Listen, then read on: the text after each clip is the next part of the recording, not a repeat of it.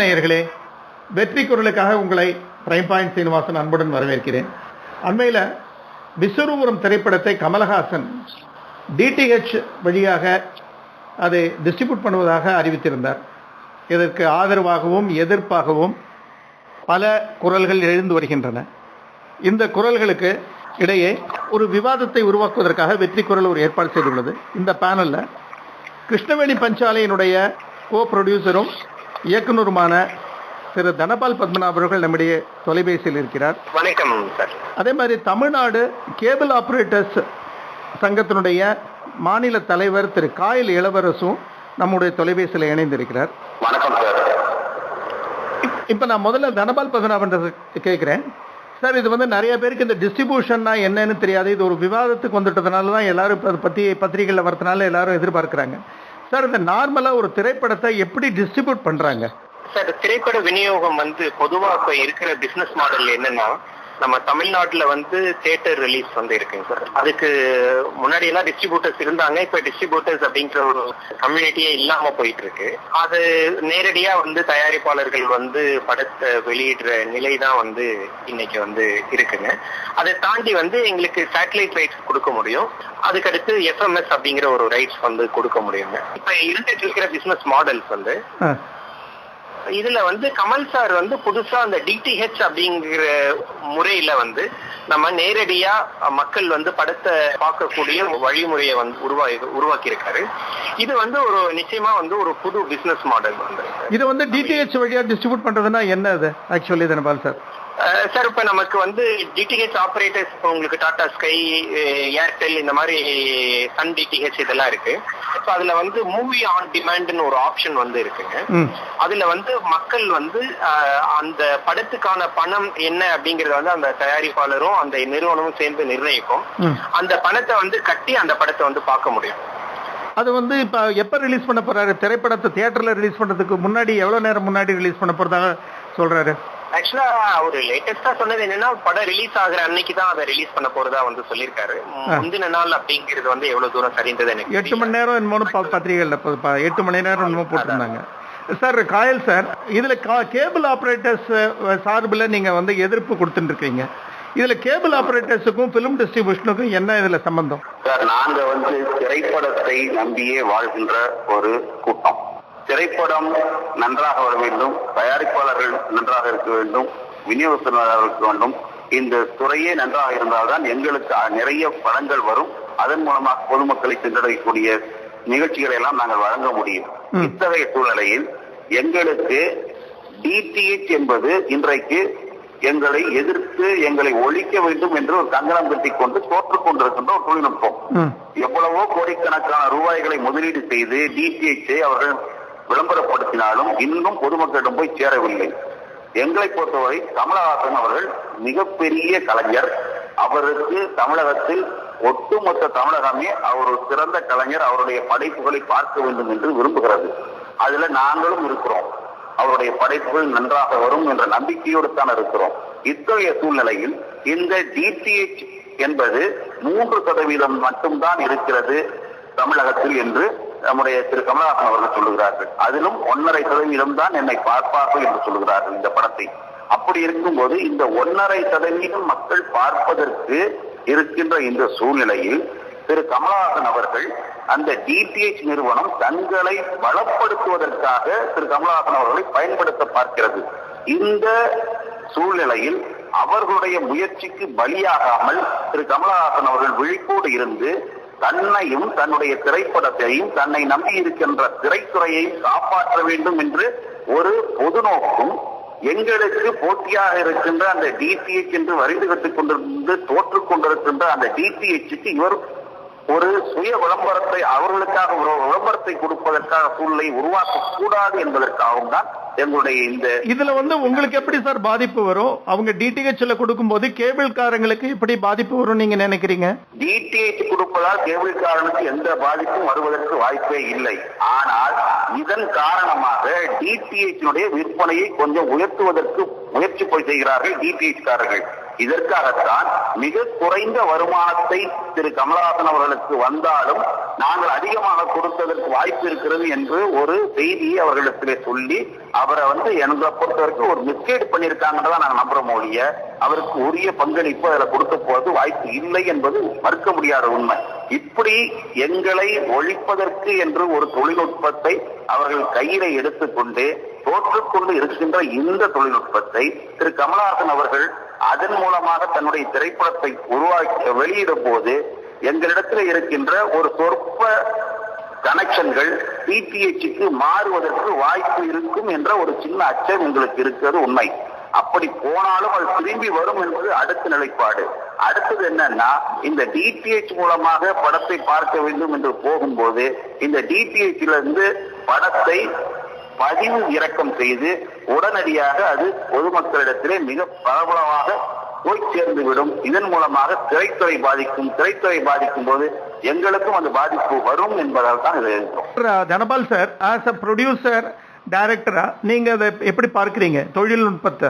Sir, சாருக்கே தெரியும், முதல் முறையாக கேபிள் தொழில்நுட்பத்தை ப்ரொமோட் பண்ணவர் கமல் சார் தான். திரையுலகமே மொத்தமா எதிர்த்து நின்னப்ப அவங்களுக்கு ஆதரவா குரல் கொடுத்தவர் கமல் சார் தான். புதுசா ஒரு முயற்சியை அவர் எடுத்திருக்காரு.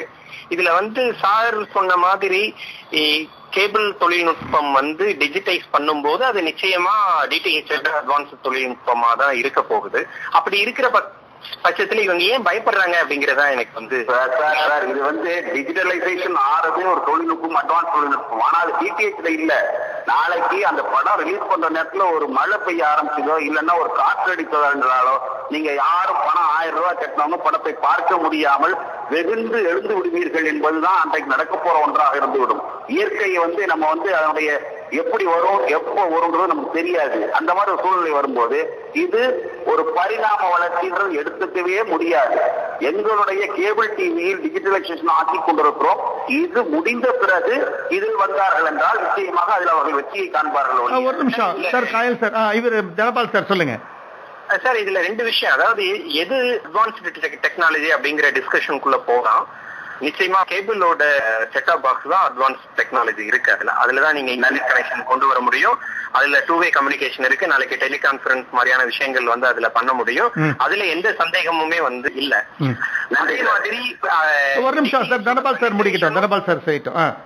டிடிஹெச்சோட பெனட்ரேஷனும் ரொம்ப கம்மியா இருக்குன்றது சாரும் சொல்றாரு, கமல் சாரும் அதான் சொல்றாங்க. சோ இப்படியான ஒரு சூழ்நிலையில கமல் சார் ஒரு புது வியாபார யுக்தியை பயன்படுத்துறாரு. அவர் ஒரு டெக்னாலஜியை ப்ரொமோட் பண்ணல, இந்த டெக்னாலஜி அட்வான்ஸ்ட் அப்படிங்கறது சொல்லல. இந்த டெக்னாலஜி மூலமா ஒரு பிசினஸ் மாடலை அறிமுகப்படுத்துறாரு. அதுக்கான முழு உரிமை அவருக்கு இருக்கு அப்படிங்கறதுதான் என்னோட கருத்துங்க.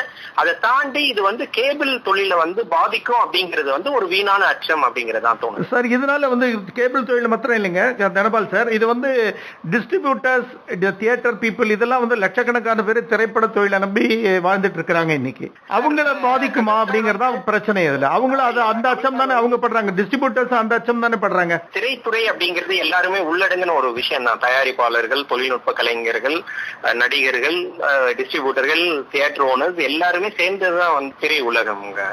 இதுல கமல் சார் ரொம்ப தெளிவா ஒரு விஷயம் சொல்லிட்டாரு. இந்த படத்தை அவர் என்ஜி பேசிஸ்ல பண்ண போறது இல்ல, நான் ரெவென்யூ மாடல் பேசிஸ்ல தான் பண்ண போறேன்றது ஒரு ஸ்டேட்மெண்டே கொடுத்திருக்காரு.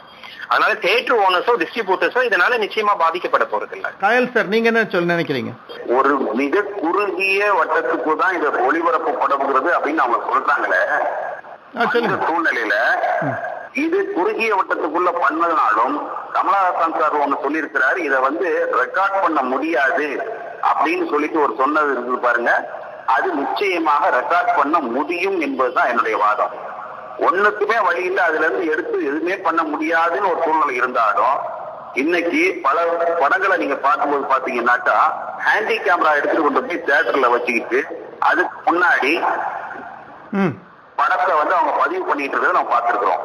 அந்த மாதிரி ஒரு சூழ்நிலையில் அது அவங்க ஹேண்டி கேமரா குவாலிட்டி கம்மியா போய் பயத்தோட அச்சத்தோடையும் வீடியோ பயிற்சியாக ரெக்கார்ட் பண்றாங்கன்றாங்க. ஆனா நம்ம கேட்கறது என்னன்னா, இத்தகைய சூழ்நிலையில ஒரு தியேட்டருக்குள்ள அந்த எஃபெக்டோட ஒரு 1000 ரூபாயை கட்டி வச்சு அதுல ஒரு அட்வான்ஸ் கேமரா வச்சு ஷூட் பண்ணி போட்டான்னா 80% ரிசல்ட் பக்காவா இருக்கும்ன்றது சாருக்கும் தெரியும், கமல் சாருக்கும் தெரியும். அது அப்படி இருக்கும்போது அதை வந்து வெளியே கொண்டு போக முடியாது, ரெக்கார்ட் பண்ண முடியாதுன்றது இல்லை.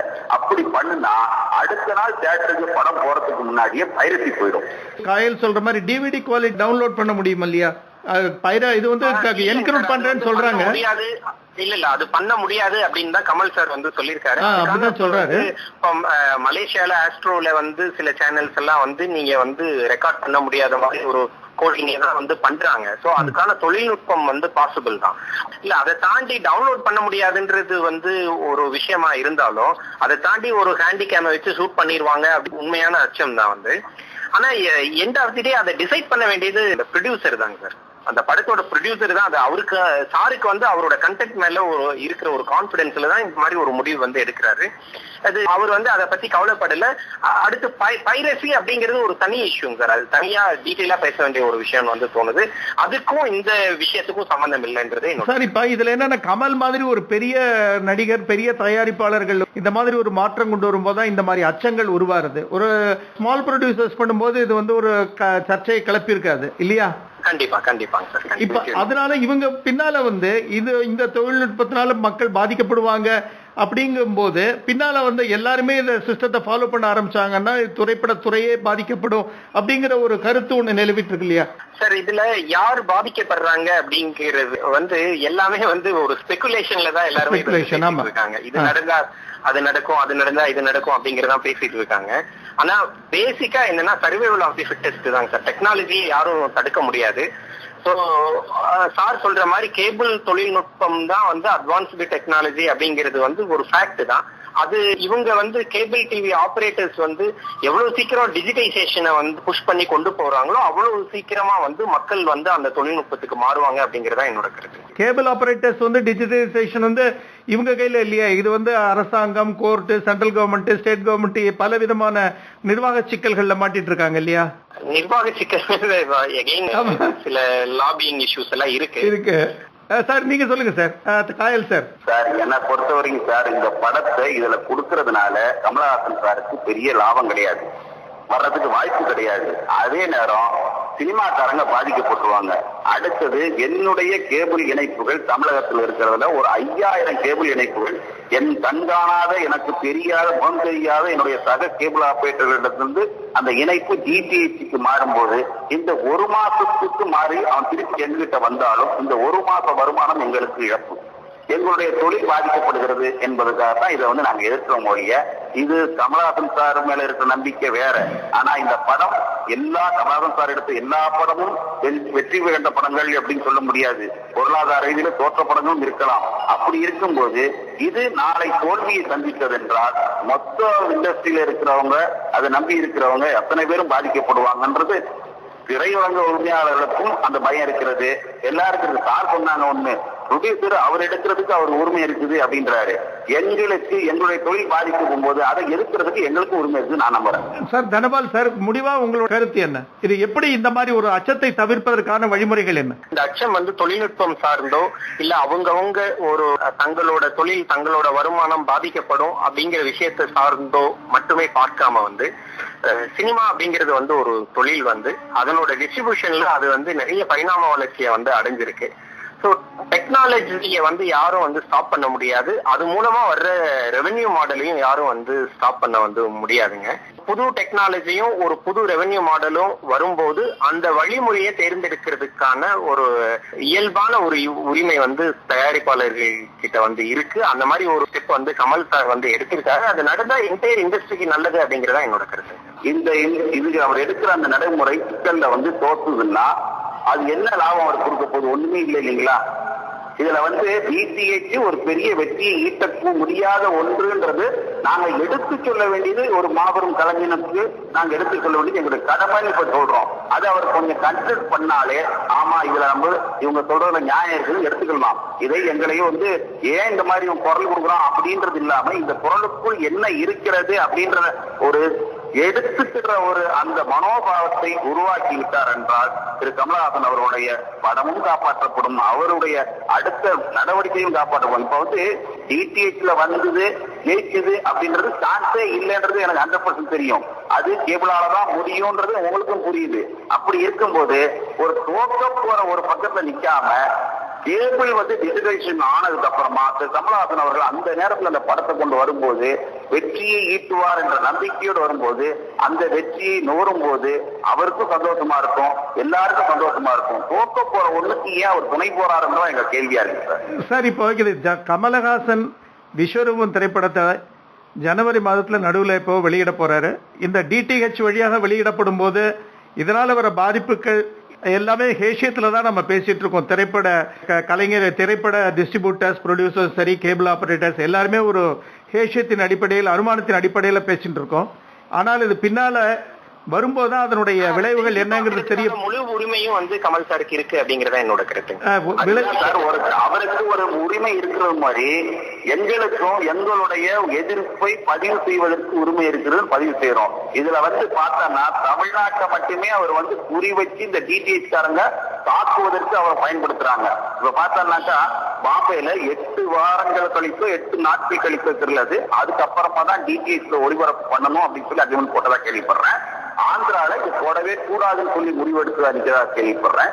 தமிழ்நாடு மக்கள் மட்டும் ஏன் இந்த மாதிரி இந்த சூழலை மாற்ற வேண்டும், இந்த பிரச்சனையை உருவாக்க வேண்டும் திரு கமல் சார் தான் என்னுடைய கேள்வி.